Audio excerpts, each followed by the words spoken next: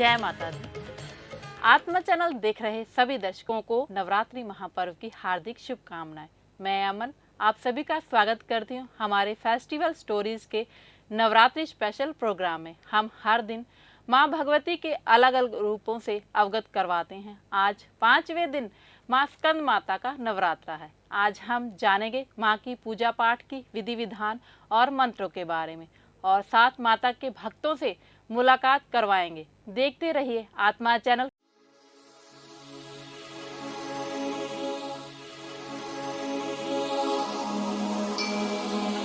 नमस्कार, जय माता की। आज पंचम नवरात्रा है और पंचम नवरात्रे में वैसी विधि माँ जगदम्बा की आप आराधना करें और जोत जगाएं।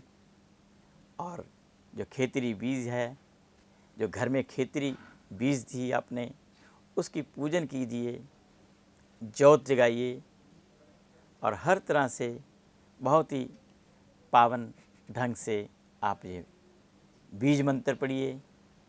और माँ स्कंद माता का जो बीज मंत्र है, ह्रीं क्लीं सर्वशक्ते नमः, ह्रीं क्लीं स्वामिने नमः, ये 2 मंत्र हैं और इनका आप माला जप कर ये मंत्र आप पढ़िए 108 बार। फिर देखिए आपको कितने लाभ मिलते हैं।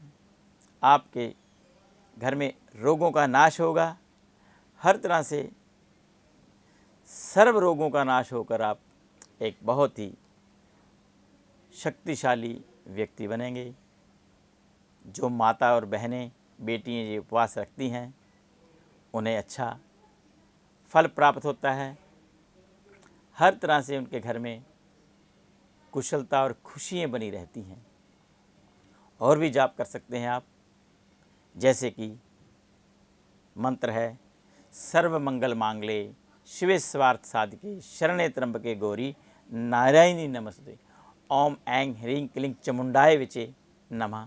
ये भी जाप कर सकते हैं 108 बार। बहुत शक्ति है इन मंत्रों में। आप देखते हैं कितने ऋषि मुनियों ने ये जाप किए हैं और हम तो एक साधारण प्राणी हैं। अगर हम भी ये जाप करते हैं तो हमें भी लाभ होगा और आप ये लाभ अवश्य प्राप्त कीजिए। बहुत ही पावन नवरात्रे हैं, पूरा भारत इसको मना रहा है। भारत के सभी लोग इन नवरात्रों में पूजा अर्चना करते हैं और माँ जगदम्बा की हर तरह से शक्ति उनको मिलती है। हर तरह से उन पर माँ जगदम्बा मेहरबान होती है और उनको रोगों से मुक्त करती है, बाधाओं से मुक्त करती है और उनकी शक्ति बनती है। अपनी औरा मंडल माँ जगदम्बा आपको अवश्य देगी। इस तरह से वाणी को विराम देता हूँ। कल फिर इसी चैनल पर फिर मुलाकात करेंगे। तब तक के लिए नमस्कार, जय माता की।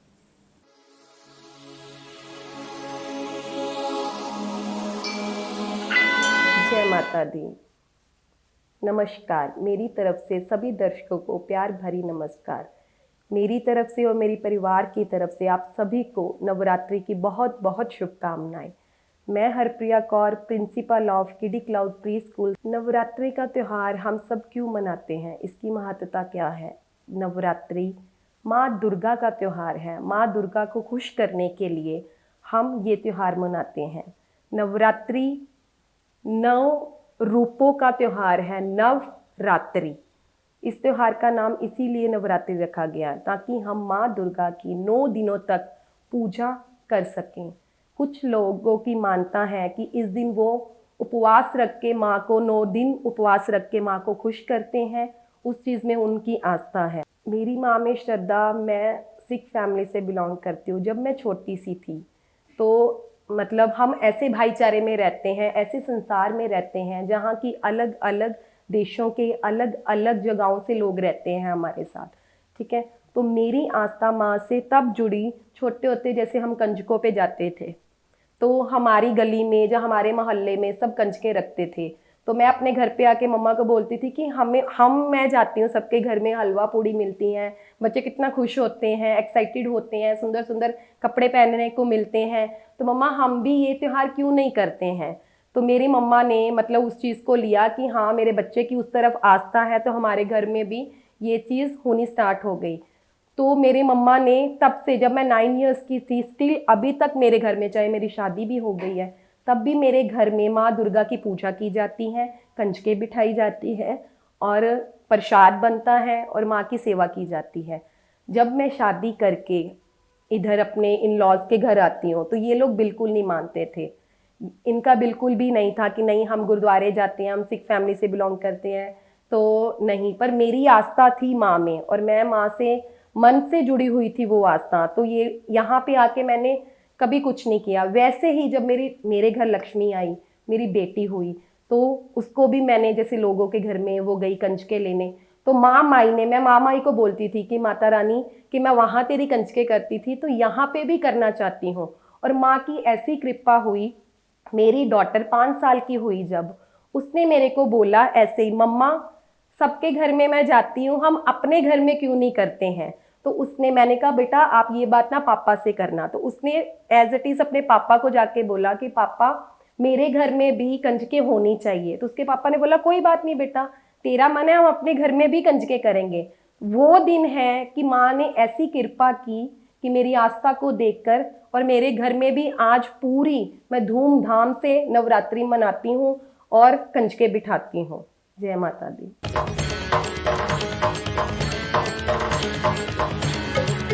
आत्मा चैनल देख रहे सभी दर्शकों को नवरात्रि महापर्व की हार्दिक शुभकामनाएं। आज हम आपको मिलवाते हैं नेहा सोनी जी से, जो SIP एबेकस जमालपुर की ऑनर है। नमस्कार मैम। नमस्कार और दर्शकों को हार्दिक शुभकामनाएं नवरात्रों की। ओके मैम, नवरात्रि के बारे में आप जानते हैं नवरात्रि का दौर चल रहा है, नवरात्रि का त्यौहार सारे शहर में धूम मचा रहा है, तो आपकी नवरात्रि को लेकर क्या प्लानिंग्स होती हैं? जब नवरात्रे आते हैं ना, मेरी बच्ची भी बहुत ज्यादा उल्लास से इस पर्व को मनाती है जी। हम शॉपिंग करने जाते हैं, हम माता रानी के चोले लेते हैं, उनको हार श्रृंगार करते हैं, उनके गले का हार, मुकुट, पायलें, नथ सब कुछ हम खरीदते हैं।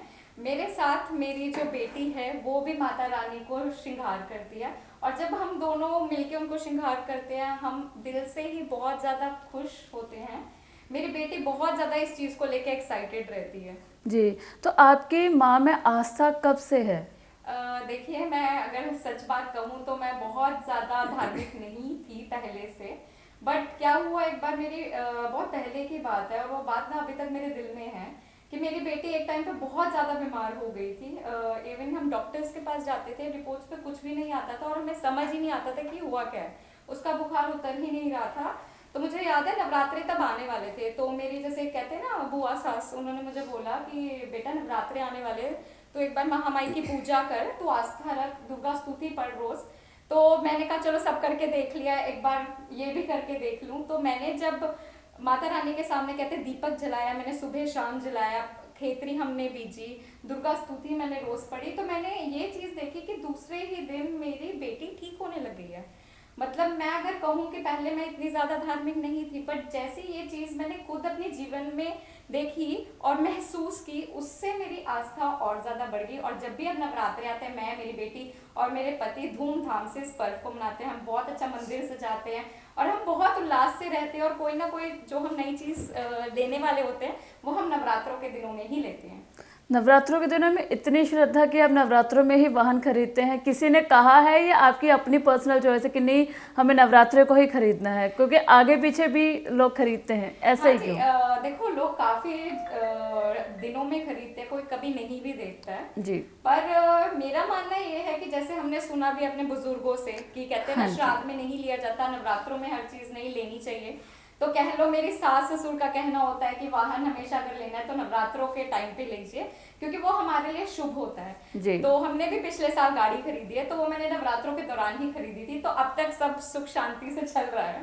तो अच्छा, इस साल के नवरात्रों में आपके क्या प्लान्स हैं? देखिए इस साल नवरात्रों में मैं माता रानी का बहुत अच्छा लाल कलर का चोला लेके आई थी, तो वो मैंने माता रानी का श्रृंगार किया हुआ है। और अब मैं सोच रही हूँ कि अपनी कंजकों के लिए कुछ अलग सा तोहफा लेके आऊँ। मैं चाहती हूँ कि मैं उनको ऐसा तोहफा दूँ जो देख के बहुत ज्यादा खुशी से भर जाए, क्योंकि छोटे छोटे बच्चे जब मुस्कुराते हैं ना, कंजके जब आती है, हम उनके पैर धोते हैं, उनको प्रसाद देते हैं, और जब वो गिफ्ट खोल के देखती है ना, वो एक उत्साह जो उनके चेहरे पे एक्साइटमेंट जो होती है, बहुत, वो कहते हैं पार लेवल होती है, तो जो वो हम देखते हैं, तो मैं कोई ऐसा तोहफा उनको देना चाहती हूँ जिसको देख के वो बहुत ही उल्लास से भर जाए।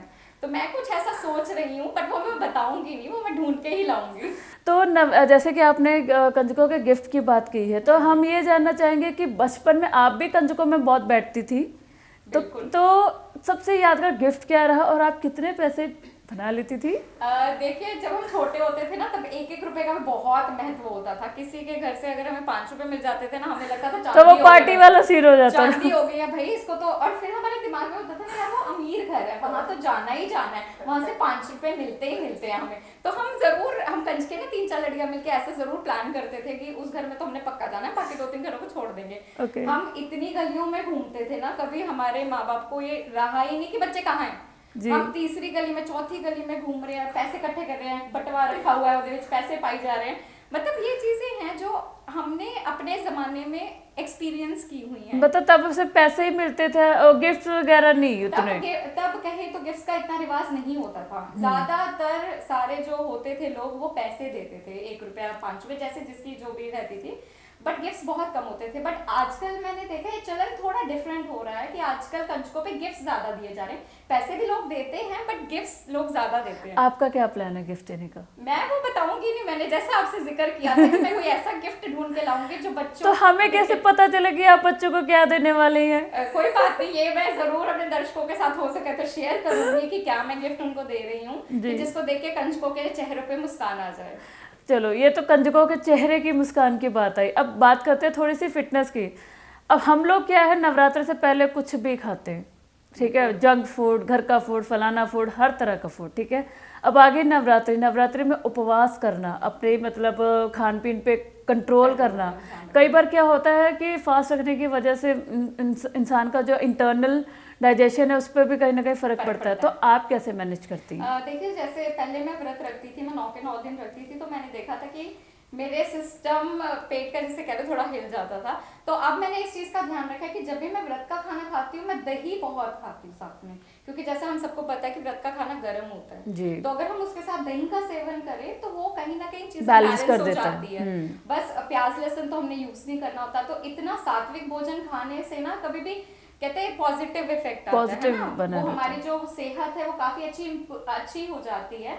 तो दही, मैं सभी दर्शकों को कहना चाहूंगी कि नवरात्रों में दही का सेवन जरूर करें, क्योंकि दही ठंडा होता है जी, तो वो उस चीज को बैलेंस कर देता है। चलो, ये बात तो है कि वो बैलेंस तो करता ही है, पर नवरात्रे में खान पीन के साथ साथ कहते हैं ना म्यूजिक, डांस, उसके बारे में, तो नवरात्रे में इस चीज को लेके क्या प्लान है आपका? देखिए नवरात्रों का मुझे लगता है एक पर्व होता है जहाँ पे गरबा करें, हम डांस करें, वो एक चीज होती है जो हर्षोल्लास से भरी होती है। तो मुझे लगता है मेरे को गरबा करना बहुत पसंद है। ये अलग बात है कि मुझे ज्यादा मौके नहीं मिले गरबा करने के लिए, बट मैं आशा करती हूँ कहीं ना कहीं मैं किसी के साथ जुड़ूं और गरबा कर सकूं, क्योंकि मुझे लगता है गरबे से हम अपनी माता रानी को खुश कर सकते हैं, उनको दर्शा सकते हैं कि हम उनके पर्व को कितनी अच्छी तरीके से एंजॉय कर रहे हैं। जी, तो इस बार के नवरात्रों में आपने क्या खास प्लान किया है नवरात्रि पूजा के लिए? माँ को आस्था में या उनको लेके उनको प्रसन्न करने के लिए क्या प्लान्स किया इस बार? देखिए इस बार मैंने सोचा है कि जब कंजके आएंगी ना, मैं उनको डांडिया देके उनसे थोड़ा सा गरबा करवाऊंगी। बेशक उनको आता नहीं आता,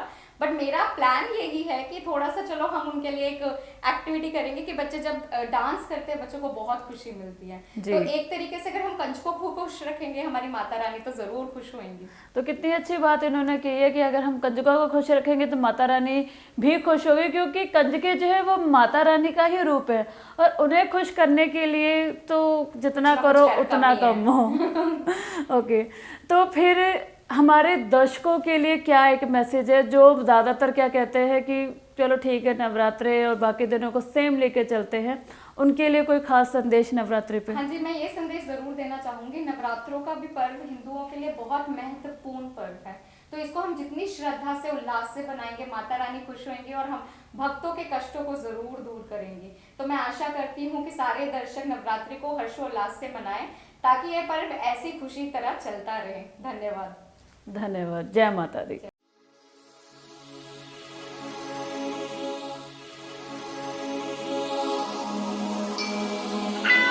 नमस्कार पंडित जी। नमस्कार, जय माता की। पंडित जी, माँ स्कंद माता के बारे में बताइए, उनके इतिहास के बारे में बताइए। माँ स्कंद माता का बड़ा ही सुंदर स्वरूप है, उनका बड़ा ही सुंदर इतिहास है। अगर आप शास्त्रों का अध्ययन करें तो आप पाएंगे कि भगवान शिव की शक्ति और माँ की शक्ति जब एक हुई तो भगवान स्कंद का स्वरूप उत्पन्न हुआ। स्कंद माने सेनापति। पुराणों के अनुसार राक्षस का वध करने के लिए भगवान शिव ने मां पार्वती को पुत्र प्राप्त के लिए वरदान दिया और भगवान कार्तिकेय का जन्म हुआ। 6 मुख वाले भगवान कार्तिकेय, अगर आप मां स्कंद माता को देखेंगे तो आप पाएंगे कि उनके 4 भुजाएं हैं। 2 भुजाओं में उन्होंने फूल पकड़ा हुआ है, एक भुजा में उन्होंने स्कंद पुत्र को और एक भुजा हम सभी भक्तों के लिए, अपनी संतानों के लिए आशीर्वाद स्वरूप उन्होंने दिया हुआ है। बड़ा ही सुंदर उनका स्वरूप है।